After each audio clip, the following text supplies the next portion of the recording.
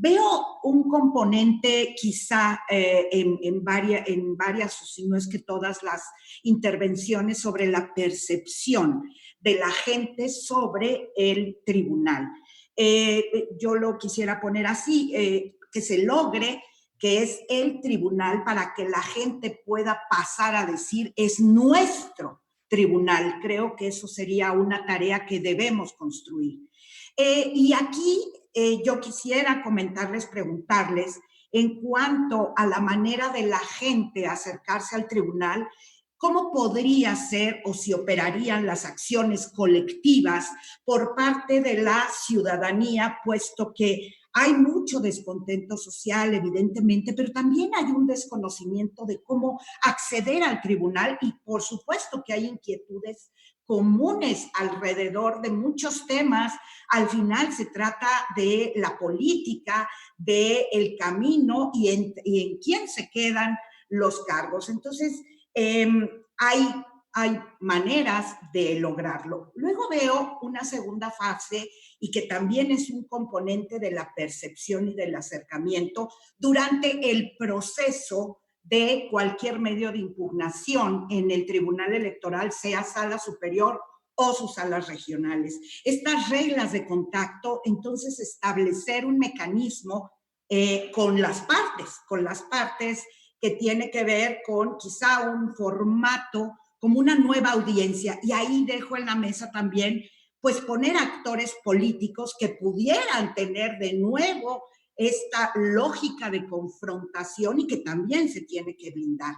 Y una tercera parte, sin duda, es la sentencia, digamos, lo que aglutina todo este trayecto. Y aquí, pues, vemos lo que es el proyecto. Veo que hay empatía hacia la difusión previa de los proyectos de sentencia y esto se hila sin duda con la parte de las audiencias previas y también con quien se acerca.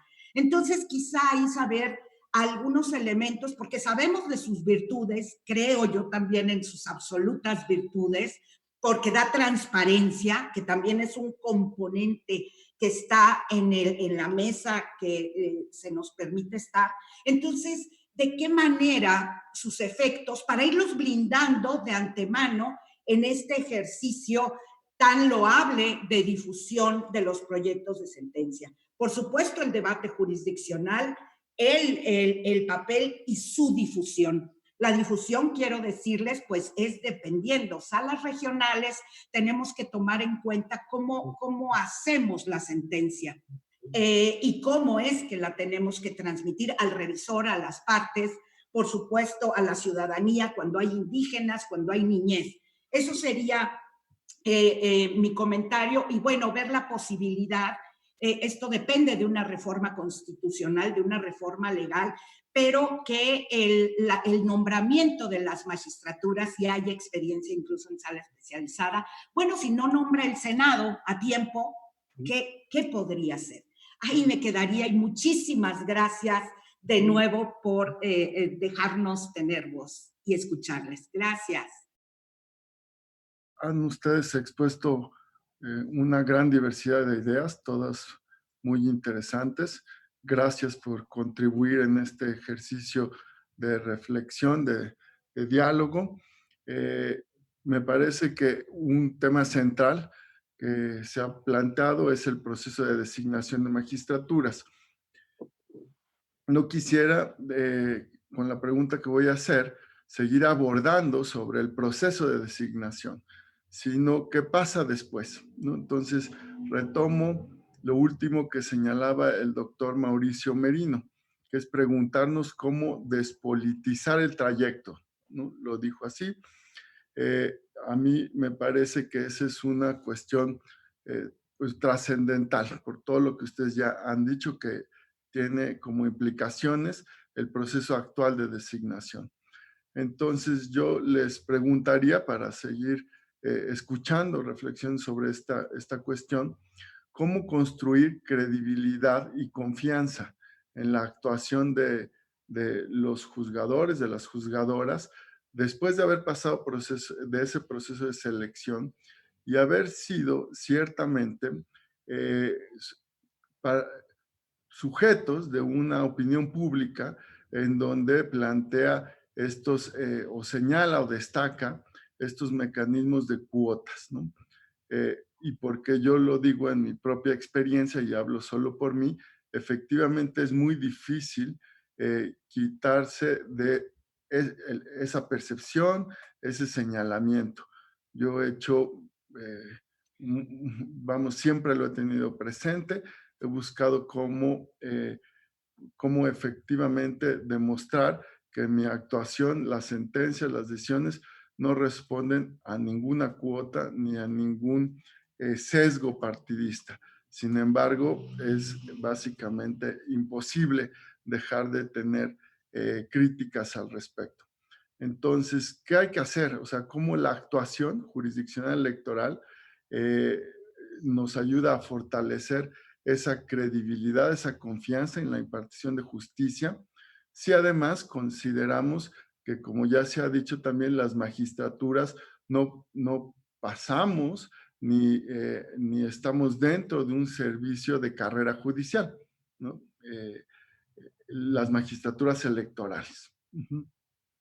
Y bueno, podríamos tomar acciones de transparencia, ya se ha dicho, ciertamente una transparencia total es la posición que, por ejemplo, el doctor Mauricio Merino también ha destacado y hemos escuchado esta valoración positiva en torno a las acciones de justicia abierta.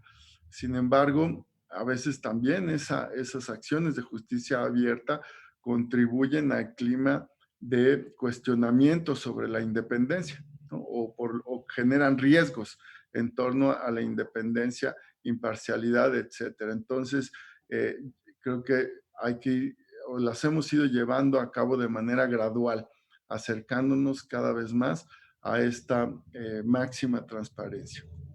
Ahora, eh, ¿qué hacemos en esa construcción de credibilidad y confianza?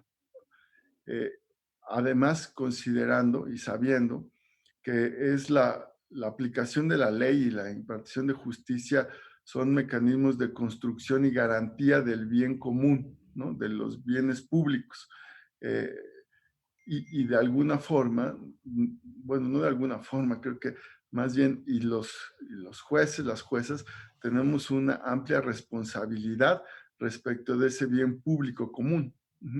Ahora, ¿cómo lo defendemos desde la función jurisdiccional electoral sin caer en, eh, en posibles interpretaciones de sesgos partidistas, ¿no? Porque el bien común también es una construcción o un consenso que responde a ciertas ideologías.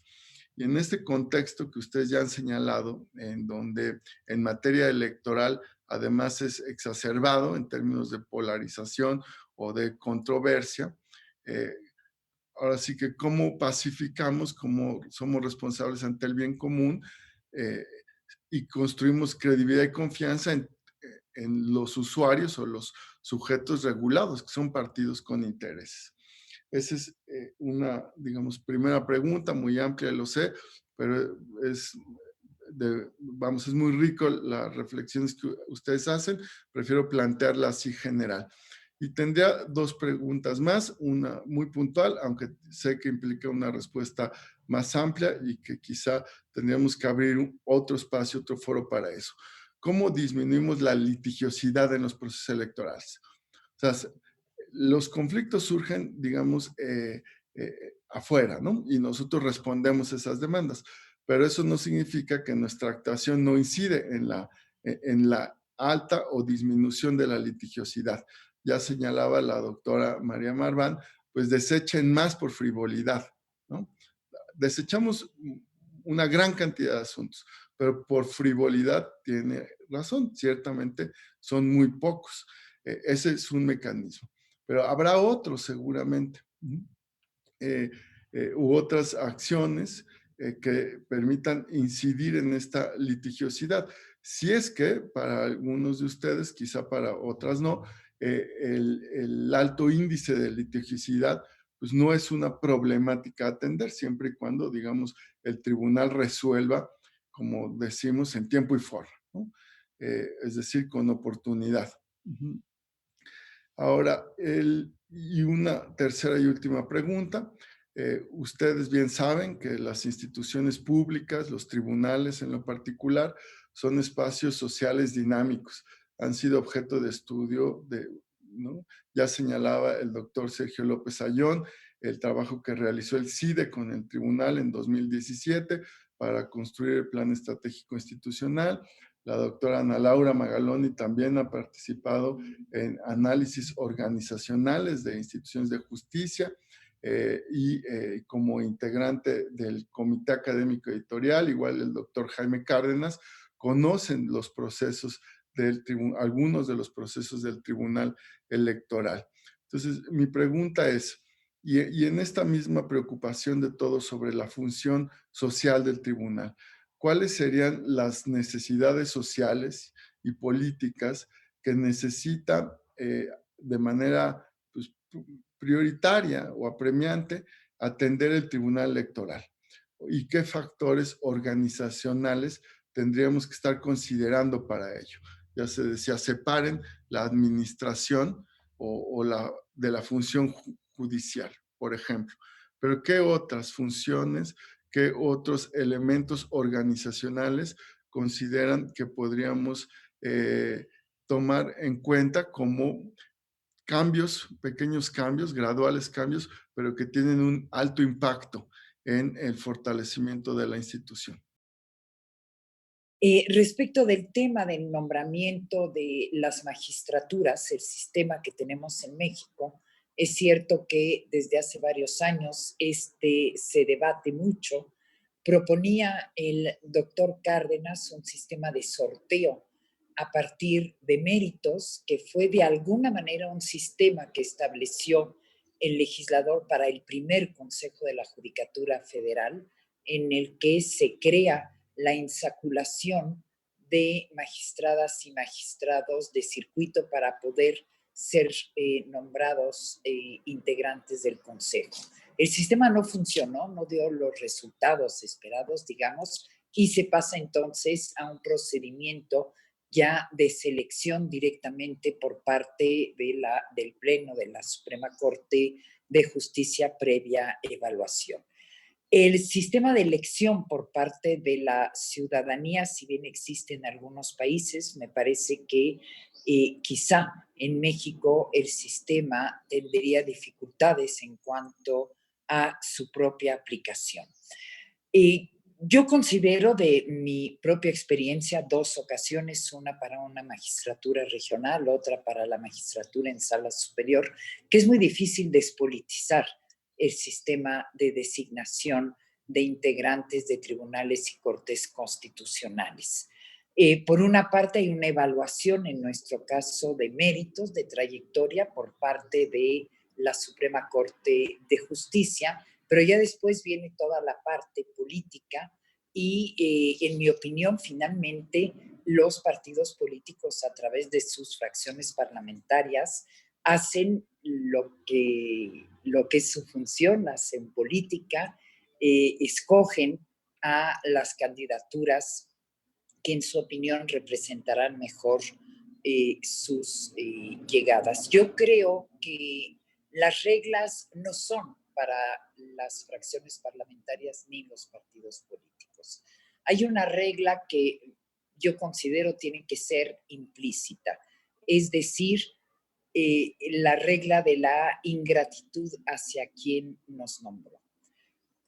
A mí me parece que la legitimidad a la llegada la tenemos en cuanto a que pasamos el proceso de la Corte, obtuvimos una mayoría calificada en el Senado y nos toca justamente construir nuestra propia legitimidad, que es exclusivamente a partir de cómo interpretamos la norma y cómo vamos construyendo esta democracia plural y este orden jurídico.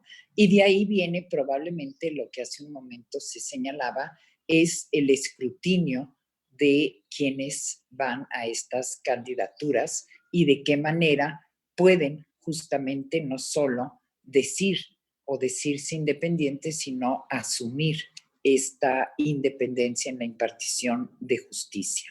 Y en concreto yo tendría 3 preguntas. Se ha hecho referencia, y ahorita lo decía también el presidente Rodríguez, al problema de ser juez y ser administrador al mismo tiempo, y no forzosamente un buen impartidor de justicia va a ser un buen administrador. ¿De qué manera podríamos justamente retirarle a estos órganos terminales de justicia constitucional toda la parte de una carga excesiva en administración? Cuando se crea el Consejo de la Judicatura Federal, la intención es justamente dotar a la Corte de mayores funciones jurisdiccionales y retirarle en gran parte cargas administrativas. Y sí me parece que sí plantea un problema a nivel de una cotidianidad, sobre todo en años de muchas cargas de elecciones locales y federales. ¿Qué modelo, en su caso, podría aplicarse, ya sea por una vía independiente o por una vía conjunta con el Consejo de la Judicatura Federal? La segunda pregunta sería en torno a las audiencias públicas, que en efecto es un tema de reglamento interno definitivamente, pero que su regulación va a abonar a la legitimidad de nuestras decisiones y a la imagen y transparencia que tiene el tribunal. ¿Cuál sería su opinión de audiencias públicas con ambas partes de manera simultánea? Y con la publicidad, obviamente una publicidad total y absoluta de estas audiencias. Y por último, una pregunta es desde su perspectiva. ¿Cómo podemos transmitir y explicar una decisión jurídica del tribunal en un tema que ya fue juzgado por la opinión pública?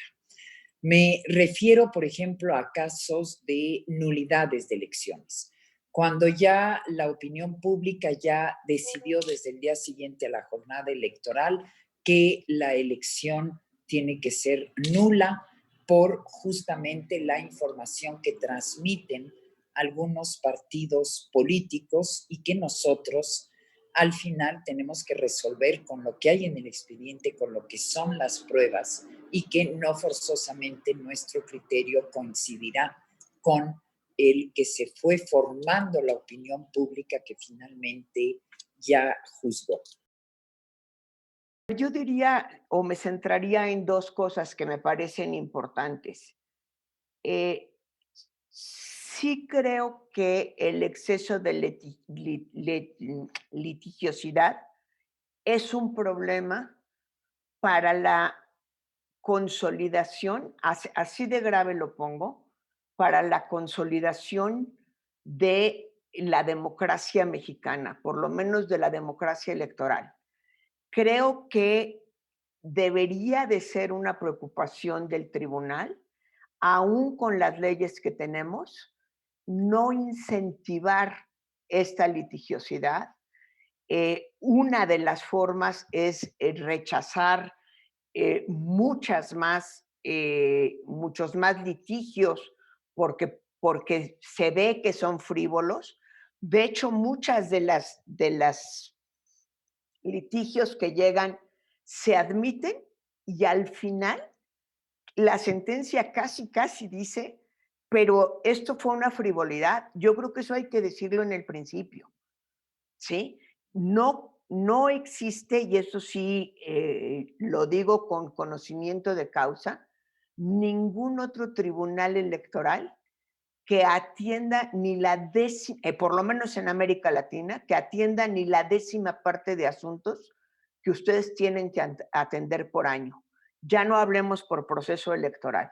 Entonces, yo sí creo que la litigiosidad refleja la deslealtad de los partidos políticos con la democracia.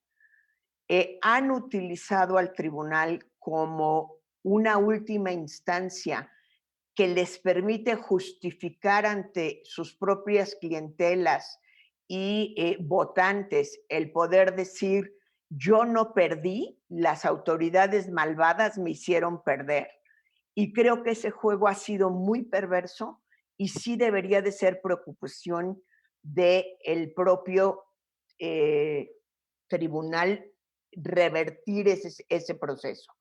Por último, y para concluir, creo que un camino hacia mejorar la administración, sabiendo que la solución última sería, por supuesto, la profesionalización de toda la tarea administrativa, es procesar de una manera diferente los nombramientos y no repartírselas entre el propio tribunal.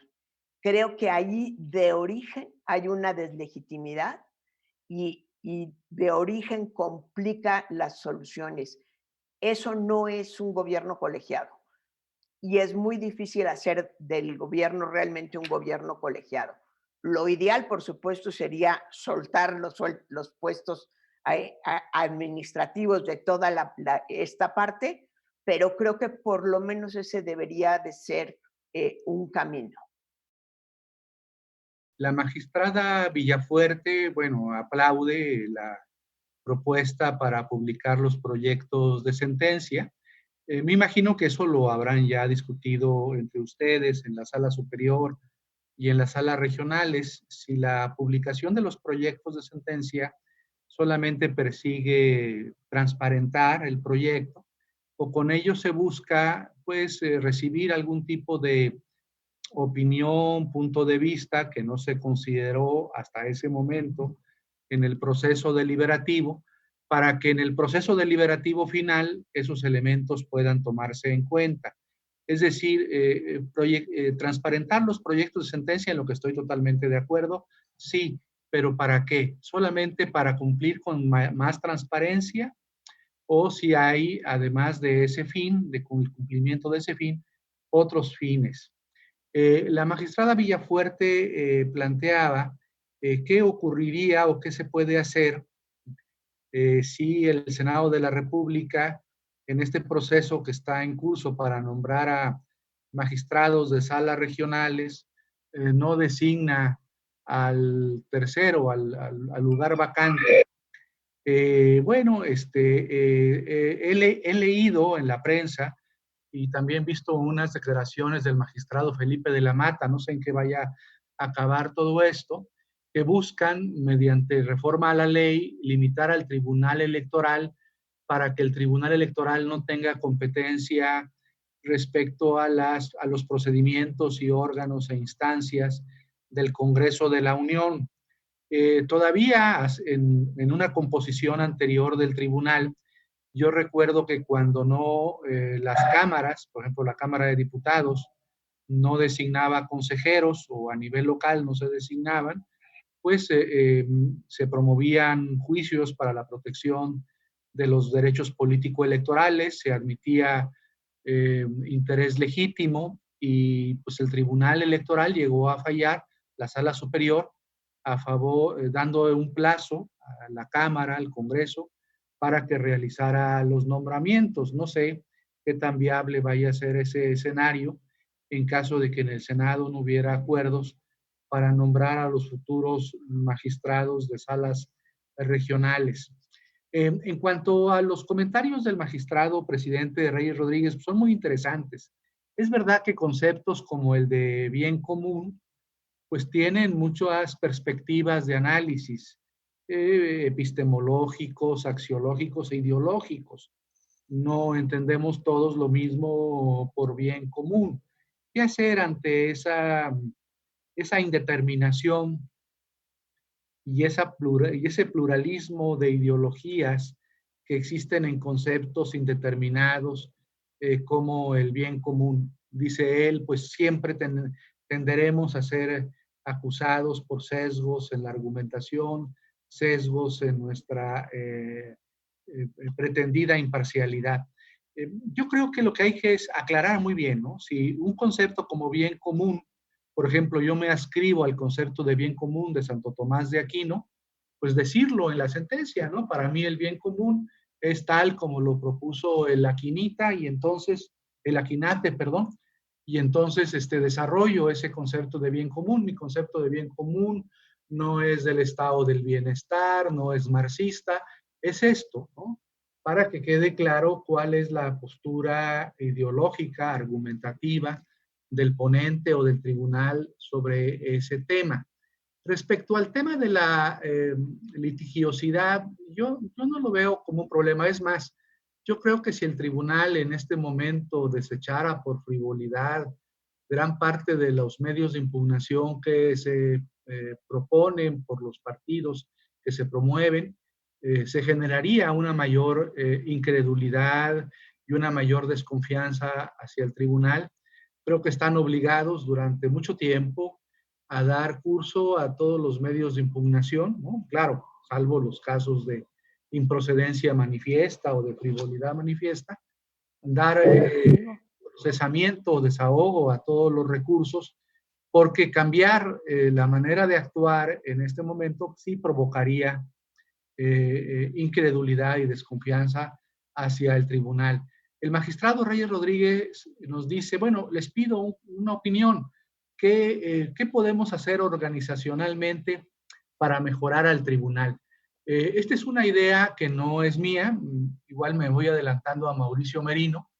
En el IFE, en nuestra época de consejeros, se propuso algo que a lo mejor fue demasiado burocrático, pero puede plantearse de otra manera. Yo creo que sería muy interesante en el tribunal, no sé si ya lo habrán hecho en la composición de ustedes, en la integración actual o antes, proponer una auditoría de carácter administrativo, lo que mencionaba en mi primera intervención, para que esa auditoría administrativa tuviese por fin proponer un tribunal tipo. ¿Cómo debiera ser el tribunal, sobre todo en su parte administrativa? ¿Qué plantilla debiera tener? ¿Cómo debiera ser su secretaría administrativa, ejecutiva? En fin, ¿cómo debieran ser sus distintas instancias administrativas desde un punto de vista ideal? ¿Cómo no repetir estructuras administrativas?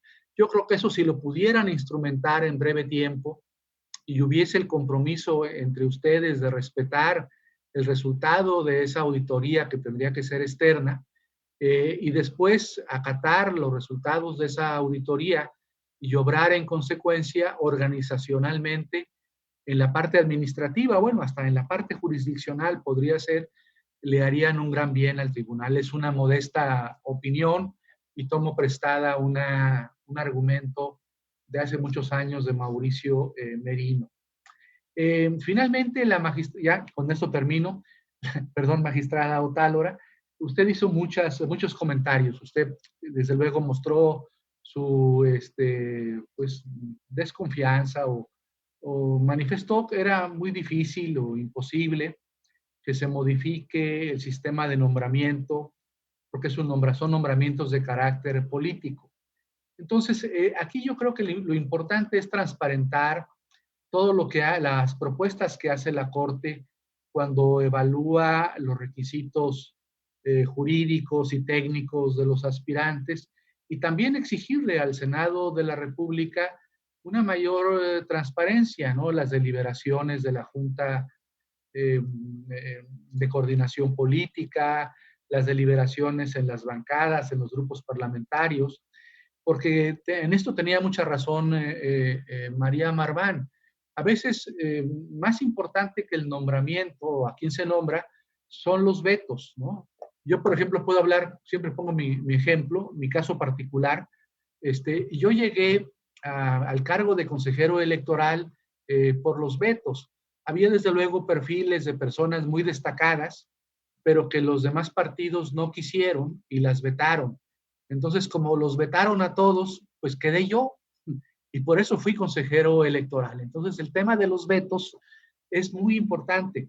Entonces, ojalá se transparentaran tanto los nombramientos como los vetos y la actividad que realiza la Corte y la actividad que realiza el Senado. Sabemos que eso es bien difícil, porque pues el Senado no va a querer transparentar su procesamiento interno en las designaciones de magistradas y de magistrados electorales.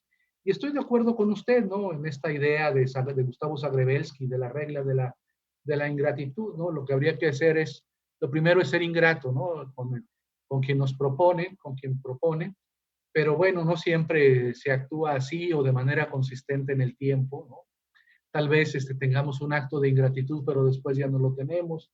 En fin, es un tema muy complejo y yo sí creo que el actual método de designación, como lo han dicho algunos de mis compañeros y compañeras, aunque no compartan la elección democrática de los magistrados, sí debe ser transformado para que el tribunal gane en legitimidad democrática. Han sido preguntas muy complejas que no admiten una respuesta sencilla. Más bien, la respuesta también tiene varios grados de complejidad. Voy a tratar de ser muy sintético para ceñirme el tiempo. Los problemas de percepción, los problemas de consistencia, los problemas de sesgo, son problemas que siempre van a estar ahí, o sea, nunca los vamos a eliminar porque son problemas de contexto y de entorno y de vida social. Es decir, eso hay que contar con ellos como un elemento indisociable de la actividad de un tribunal que además se desenvuelve en el lindero entre la política y el derecho. Es decir, yo creo que eso va a estar siempre ahí.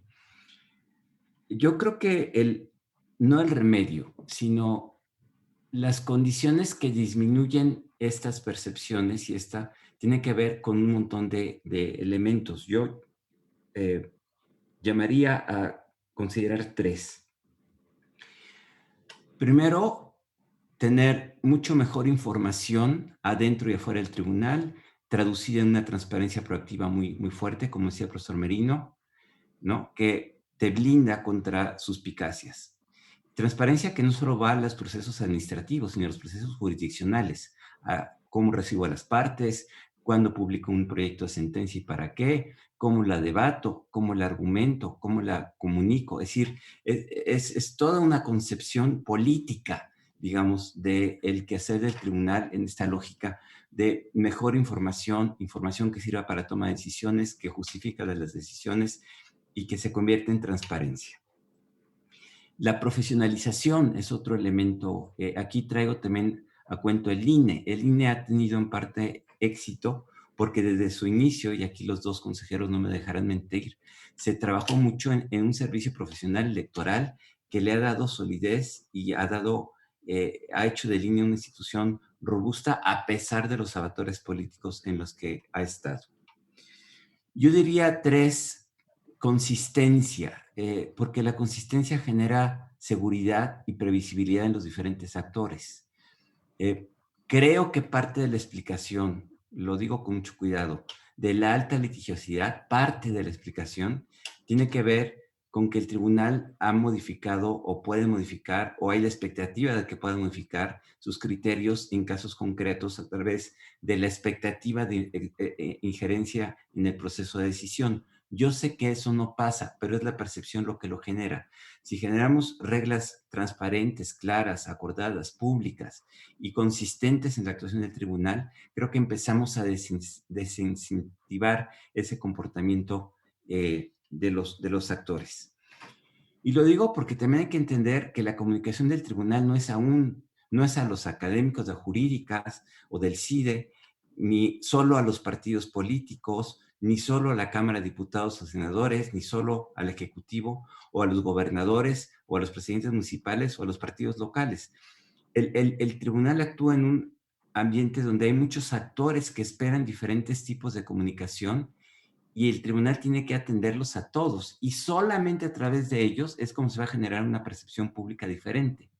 No es cambiando la percepción déjeme decir, de los ciudadanos como una entidad amorfa y sin intereses que se construye la opinión pública. La opinión pública se construye a partir de los agentes interesados que están interactuando permanentemente.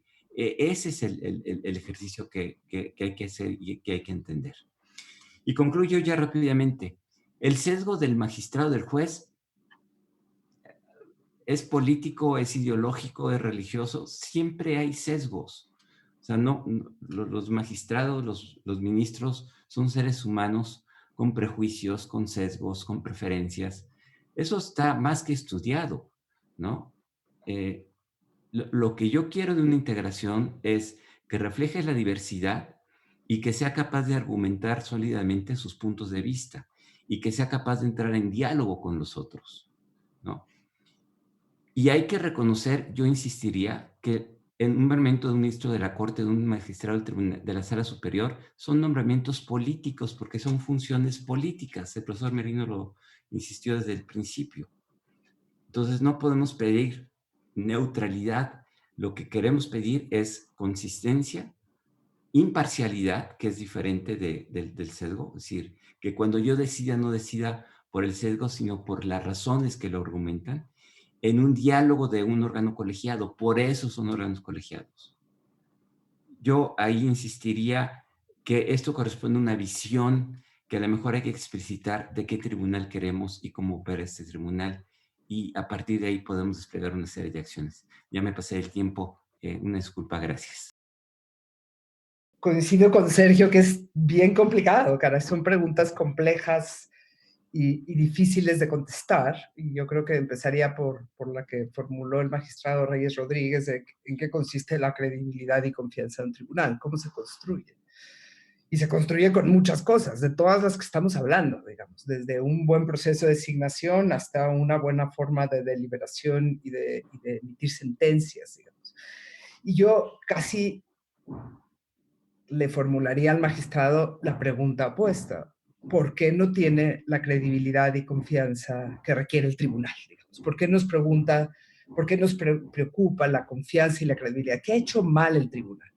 ¿Qué podría hacer de otra manera para tener más confianza y legitimidad? Y creo que son muchas de las cosas que estamos hablando, pero yo, si pudiera poner la atención en cómo articular algo que pueda generar cambios dentro, sería que yo me concentraría en la metodología para resolver casos. En la metodología, me parece increíble, por ejemplo, que no nos hayamos dado cuenta que otros tribunales discuten distinto el proyecto. O sea, en los casos difíciles no hay un ministro ponente. Las mayorías se construyen, primero levantan las manos, quienes están de cada lado, y esa sentencia lleva la pluma a alguien, pero la redacta el bloque que está de acuerdo con la sentencia. Es un trabajo colegiado que habla del trabajo de todos pensando en la resolución de un caso. La forma en la que en México lo hemos hecho es que cada uno presenta su proyecto en solitario sin haberlo consensado y deliberan públicamente. Eso es receta para el desastre. Y lo que yo creo que tiene que hacer el tribunal es dejar de deliberar públicamente, pero ya sé que eso es muy difícil. Tendría que trabajar colegiadamente las decisiones y tendría que salir mucho más fuerte solo. O sea, como la metodología es completamente equivocada para el propósito de un tribunal. Que eso me lleva a la pregunta que me parece muy bien puesta: ¿qué hacer cuando la opinión pública ya sentenció? Que pregunta la magistrada Otalora. Toda la razón. O sea, en la justicia electoral, a diferencia de miles de otros litigios, inclusive la Corte, siempre va a haber una sentencia antes en la opinión pública, en los actores políticos. ¿Cómo se enfrenta el tribunal a eso? Me parece una de las grandes preguntas. Pero creo que como se están enfrentando, no lo están haciendo bien.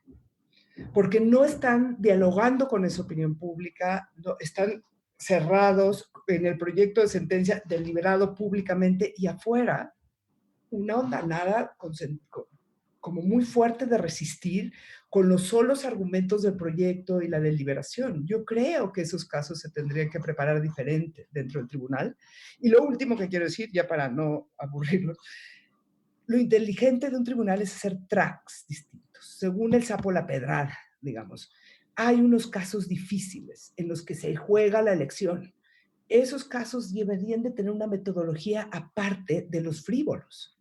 Y los frívolos tendrían que tener una metodología rápida, ágil y de fácil escapatoria que no les quite tanto tiempo a ustedes. Entonces yo, para empezar, dividiría el trabajo del tribunal y empezaría a imaginar formas distintas de resolución y de tiempo y de esfuerzo, y cuidaría los 8, 6, 5 casos más importantes de la elección, donde se juega todo, pues la gobernabilidad del país se la juega ahí, ¿no? Entonces ahí lo procesaría de una manera distinta a como lo ha procesado hasta ahora el tribunal, y creo que la metodología tanto de la Suprema Corte como del tribunal es equivocada para el calibre de casos que están resolviendo. Reacciono a sus magníficas preguntas a partir de lo que creo que puedo aportar a ustedes. De eso se trata esta audiencia pública. Primero, el principio de realidad, ¿no? Hay cosas que nos gustaría que fueran distintas, pero no van a ser distintas. Es decir, yo creo que la confianza, magistrado presidente, no es hacia los partidos. Los partidos no van a cambiar. Los partidos van a hacer su juego siempre, es su naturaleza. Ellos quieren el poder, quieren conservarlo, quieren ensancharlo y quieren descalificar al adversario. Pues así es, para eso son los partidos. Entonces no se le puede pedir a un partido que actúe como si no fuera partido. Es un principio de realidad básico. Entonces no hay que construir confianza con los partidos, sino con la sociedad, con el pueblo de México, entre ustedes mismos incluso. No es con los partidos. Yo creo que ahí hay el primer punto. En segundo lugar, pues recuerdo algo que decía Chekhov, ¿no? Cada vez que sale un arma en una obra de teatro, en una puesta en escena, es porque se va a usar. Lo mismo se podría decir en el caso judicial. Cada vez que se abre una instancia, es porque se va a usar. Es un incentivo clarísimo.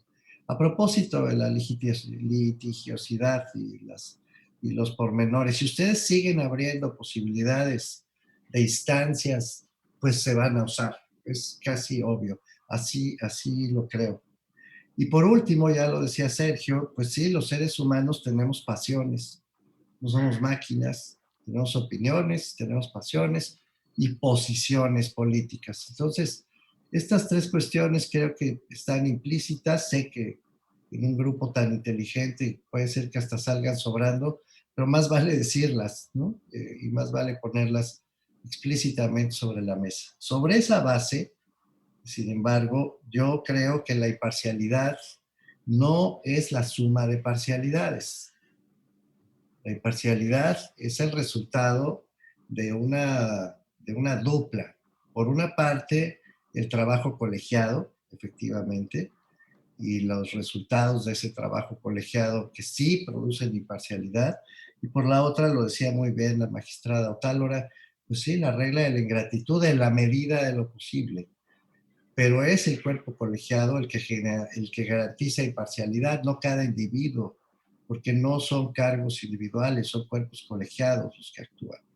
Y en este sentido, yo creo, y vuelvo a la carga, en insistir que la designación de magistradas y magistrados sí debe estar basada en el mérito acreditado, que sí creo que en este país hay suficiente calidad intelectual, política y académica y técnica, quiero decir, para poder garantizar que quienes entran a una lista de posibles nombrados, efectivamente cuenten con las credenciales técnicas, profesionales para hacerlo, y seguir el sistema de listas cruzadas que en otros países también se ha utilizado, ¿no? Jaime recordaba aquel 1996, pues así funcionó. Yo te paso mis candidatos y tú los palomeas y viceversa. Listas cruzadas no es lo mismo que cuotas, son cosas distintas, pero sobre la base de méritos plenamente acreditados, como el que, por cierto, no puedo dejar de decirlo, como los que sobradamente tenía y ahora acumula más Jaime Cárdenas Gracia, dicho sea de paso. Entonces, no creo que eso sea imposible, pero el problema es querer quedar bien con quien va a traicionar siempre. Con los partidos no se puede quedar bien, ni se puede esperar que tenga una conducta distinta a la que su propia naturaleza reclama. Una última cuestión que creo que no debe quedar suelta. Quiero insistir, aprovechando su generosidad de escucharme y de veras agradeciéndoles mucho, mucho este tiempo. Quiero insistir en que la llegada no es lo más importante es el trayecto. Y que en el trayecto hoy estamos completamente omisos de ninguna posibilidad de evaluar, de reconsiderar, de poner bajo la lupa la imparcialidad, la equidistancia, incluso la regla de la ingratitud, a lo largo del camino que dan de seguir magistradas y magistrados. Seguir obsesivamente poniendo el acento en los nombramientos es seguir dándole la razón a los partidos políticos y cayendo en el juego de las cuotas. Me parece que eso solo se va a romper cuando veamos que lo más importante de un cargo público, cualquiera que este sea, no es cómo se llega a él. Lo más importante de un cargo público es cómo se sale de él. Y este principio yo creo que está siendo omitido de nuestras deliberaciones. De nuevo, mil gracias por su invitación.